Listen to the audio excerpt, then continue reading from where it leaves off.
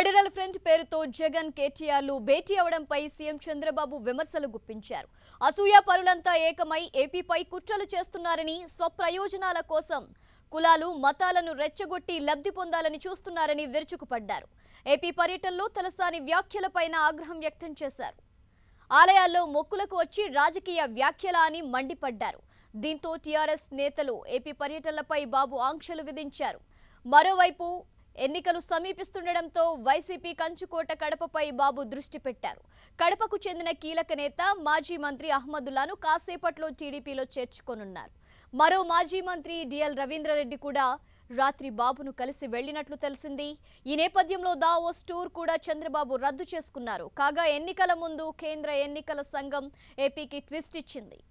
AP ఎన్నికల ప్రధానాధికారి సిసోడియాను బదిలీ చేసి కొత్త సీఈఓగా ద్వివేదిని నియమించింది.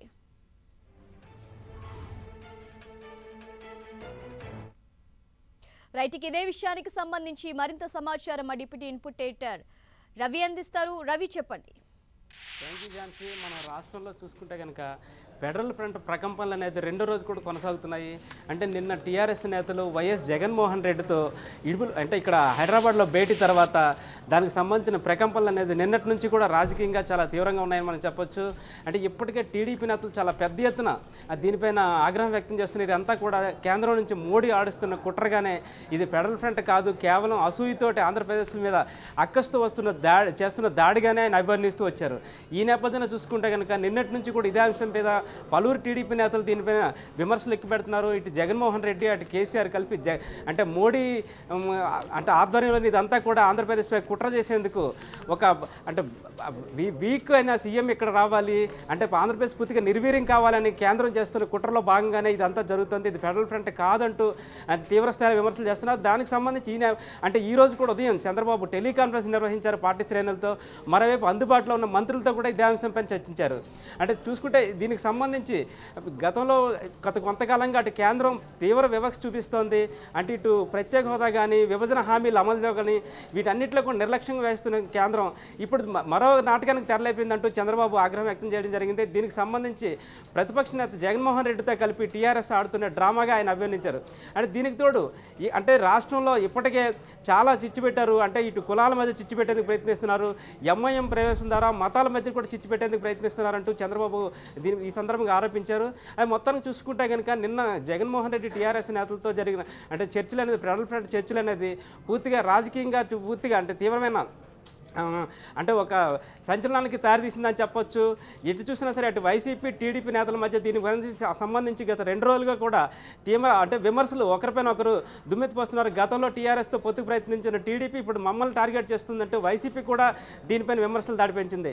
కేవలం ప్రత్యేక హోదా కోసమే టీఆర్ఎస్తో కలుస్తున్నామని తప్ప అంటే పొత్తుల కోసం ఇంతవరకు ఎలాంటి ప్రకటన చేయలేదని చెప్పేసి వైసీపీ కూడా దీనికి సంబంధించి వివరణ ఇవ్వడం జరిగింది.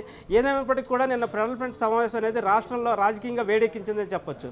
మరోవైపు మనం చూసుకుంటే కనుక వైఎస్ జగన్మోహన్ రెడ్డి ప్రతిపక్ష నేత అంటే సొంత జిల్లా కడపను బలహీనం చేయడం ద్వారా పార్టీని బలోపేతం చేసేందుకు చంద్రబాబు అంటే చాలా పావులు కప్పుతున్నట్టుగా మనకు తెలుస్తుంది. దీనికి సంబంధించి ఇప్పటికే అంటే మాజీ మంత్రి సీనియర్ నేత డిఎల్ రవీంద్రారెడ్డి చంద్రబాబును కలిశారని కూడా మనకు వార్తలు వస్తున్నాయి.